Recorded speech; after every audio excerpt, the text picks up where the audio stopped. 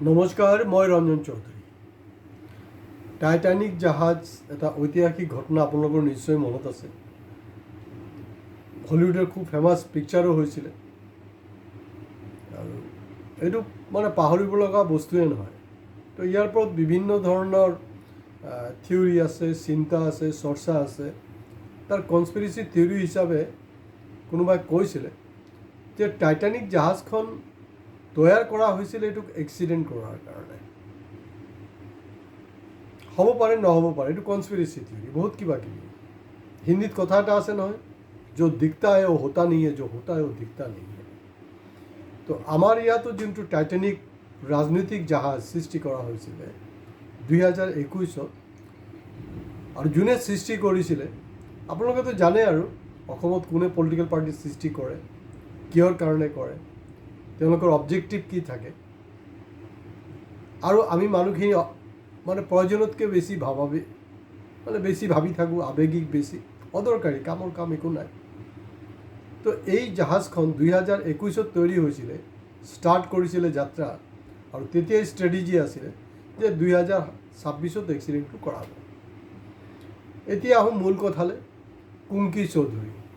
তো কুংকি চৌধুৰী এই কনস্পিৰেচি থিয়ৰীৰ নিচিনা, তেওঁ একজন যদি আমি যাত্ৰী হিচাপে ধৰি লওঁ, প্ৰাৰ্থী নহয়, যাত্ৰী হিচাপে যদি ধৰি লওঁ, তেওঁতো নাজানে চাগে যে এইখন জাহাজ এক্সিডেণ্ট হ'বলৈ আছে। কাৰণ জাহাজৰ ওপৰত বহুত কথা আছে, ইমান দীঘলীয়া মই ভিডিঅ' কৰিবলৈ মন নাই যোৱা, কিন্তু ভিডিঅ' শেষলৈকে শুনক। লাইক কমেণ্টছৰ লগত ছাবস্ক্ৰাইবো প্লিজ কৰক, শ্বেয়াৰ কৰিবলৈ নাপাহৰিব।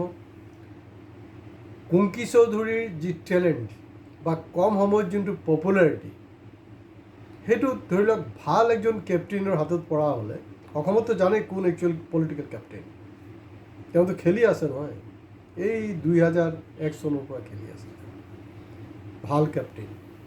কাৰণ য'ত জিতা হয় চিকান্দাৰ, কোনে জিকাব যোনে পাৰে সেইটোৱে কথা, বেলেগ আৰু কোনো কথা নাই।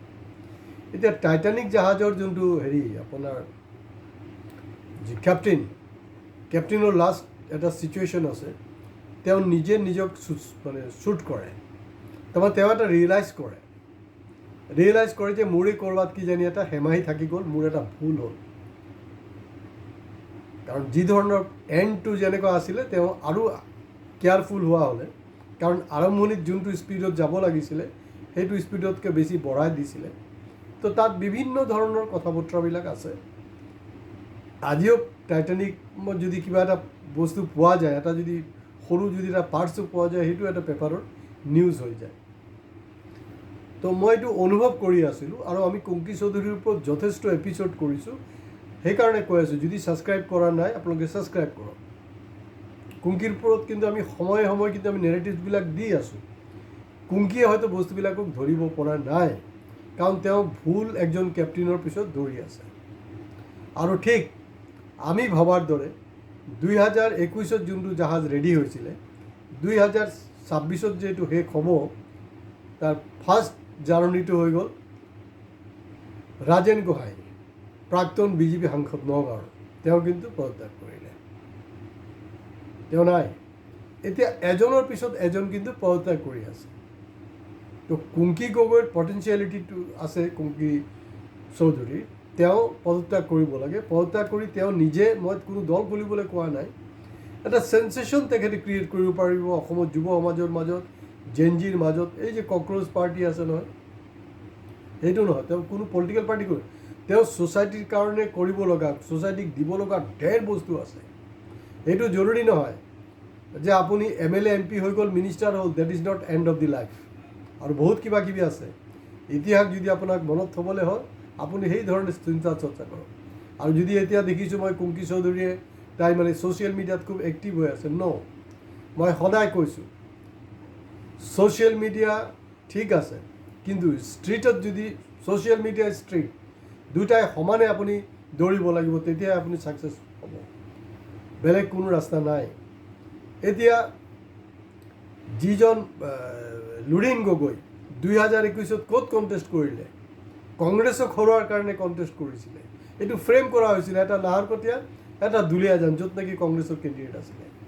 এইবাৰ তেওঁ ক'ত কণ্টেষ্ট কৰিলে, খোৱাং সমষ্টিত মানে 90% ভোটেই হ'লগৈ, যিয়ে পাইছে তেওঁ এইবিলাক চব কংগ্ৰেছী ভোট।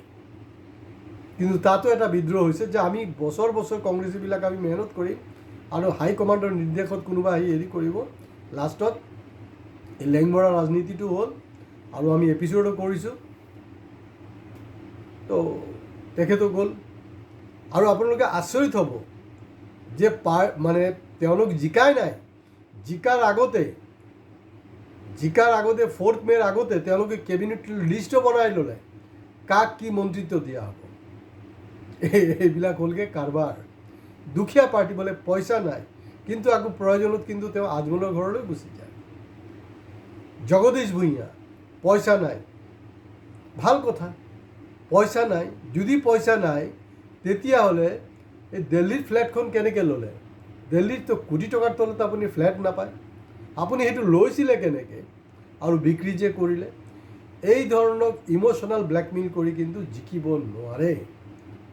কাৰণ হয় গোটেই জাহাজত কিন্তু একজনৰ বেনিফিট থাকি গ'ল, কাৰণ তেওঁ জিকিলেও তেওঁৰ লাভ আছে, তেওঁ হাৰিলেও তেওঁৰ লাভ আছে। কিন্তু আকৌ দেখিছোঁ কিছুমানে দুৰ্বলতা প্ৰকাশ কৰি আছে, নাই বেচাৰা মাজত মানে লুৰিণ গগৈ ফচি গ'ল। একো ফচা নাই আৰু বহুতক ফচালে, কংগ্ৰেছকো ফচালে। আচল কথাটো সেইটো। তো গতিকে কুংকি, তোমাৰ এতিয়া সময় আছে, তুমি সঠিক যি কেপ্টেইনক ধৰা। যদি কেপ্টেইনক ধৰিবলৈ অসুবিধা হৈছে, এই মুহূৰ্তত তোমাৰ ছ'চাইটিৰ কাৰণে কৰিব লগা বহুত কিবা কিবি আছে, তুমি তাত চকুটো দিব লাগিব। আৰু মোৰ প্ৰতিটা এপিছ'ড কুংকি চৌধুৰীৰ ওপৰত প্ৰতিটা এপিছ'ড মোৰ এই মুহূৰ্তত সন্দেহ হৈছে যে তাই নিজে দেখিছে নে নাই আৰম্ভণিৰ পৰা শেষলৈকে। চাব লাগিব, চালে গোটেই মাল মছলাটো কিন্তু মই তাত দি থৈছোঁ।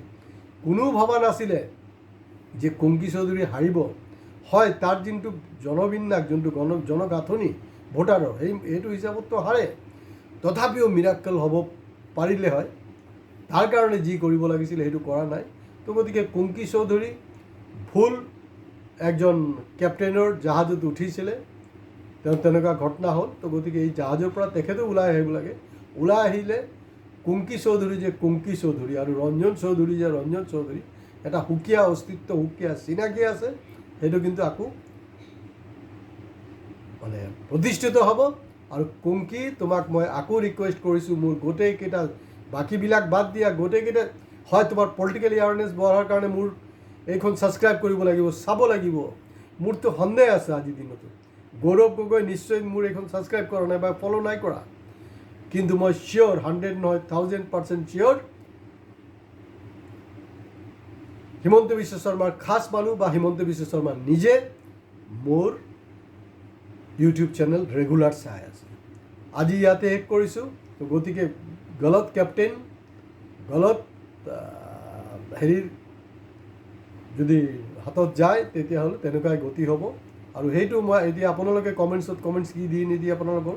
কিন্তু এই শ্বিপখন বনোৱা হৈছিলে 2021-ত, কা আন্দোলনৰ পিছে 26-ত কিন্তু এইখন ডুব গ'ল। কিন্তু এইটো ইতিহাসত কিন্তু নাহিব, কুংকিৰ কথাটো আহিব। তো গতিকে নতুনকৈ কুংকিয়ে ইতিহাস ৰচনা কৰক, এইটো আমি কামনা কৰিছোঁ। আজি ইয়াতে শেষ কৰিলোঁ। নমস্কাৰ।